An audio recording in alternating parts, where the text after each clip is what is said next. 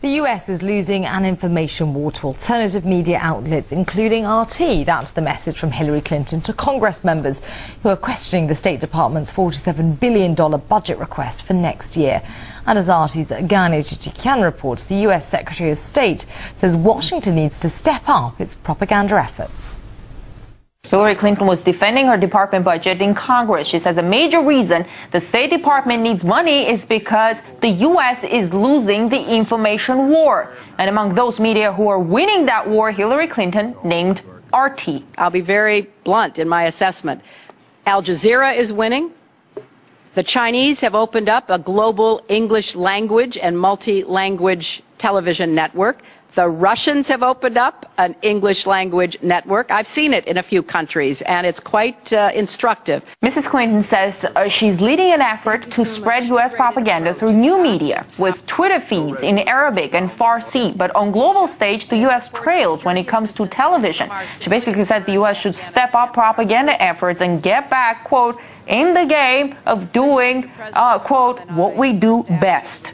Here is more. During the Cold War, we did a great job in getting America's message out. After the Berlin Wall fell, we said, okay, fine, enough of that. You know, we've done it, we're done. And unfortunately, we are paying a big price for it.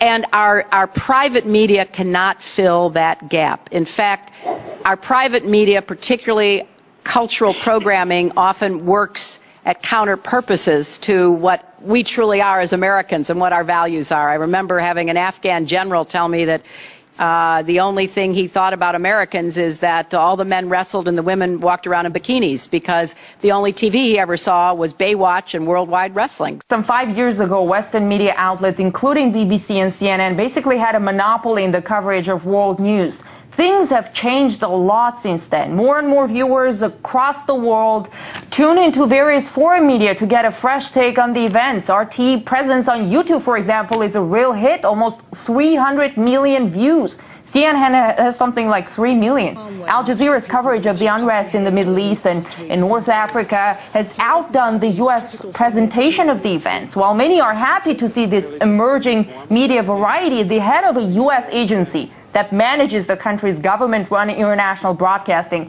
has basically called those foreign media enemies. This Wednesday, Secretary of State Hillary Clinton basically confirmed it, saying that the U.S. is at war, at an information war with foreign media.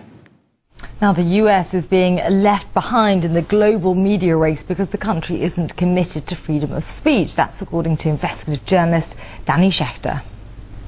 The United States feels on the defensive, in part because it can no longer monopolize not only the terms of, authority in these countries, but also the terms of the debate. There's other information out there. There are other points of view. And those points of view are profoundly damaging to a country that believes that its point of view is the only point of view, or should be the only point of view. So Hillary Clinton one day is defending the internet, the next day the administration is proposing all kinds of regulations and ways to cut off the internet if possible.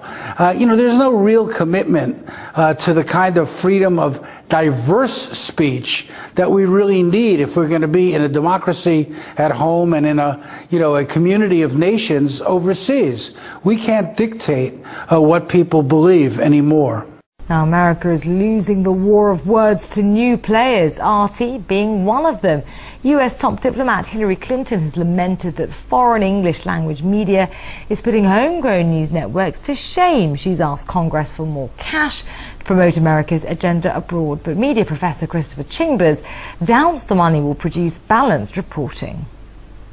The corporatization domestically of American news has basically thrown out the whole need for news gathering and real reporting in exchange for punditry and entertainment and sensationalism, because that's going to deliver the demographics to the guys who pay for the commercials. What's happening is we've opened up these huge gaps because we're more concerned with reality TV and people arguing and people attacking the president than we are with having people on the ground finding out what the problems are. And when you do that, you can produce a product that people here and around the world are going to respect. The amount of money we're talking about, she could literally set up an entire Voice of America on steroids, a real state-run news network. That's not what's going to happen. They're going to try to go into these countries and probably try to buy news, basically. It'd be a true propaganda arm rather than a news gathering and reporting outlet, which is what RT,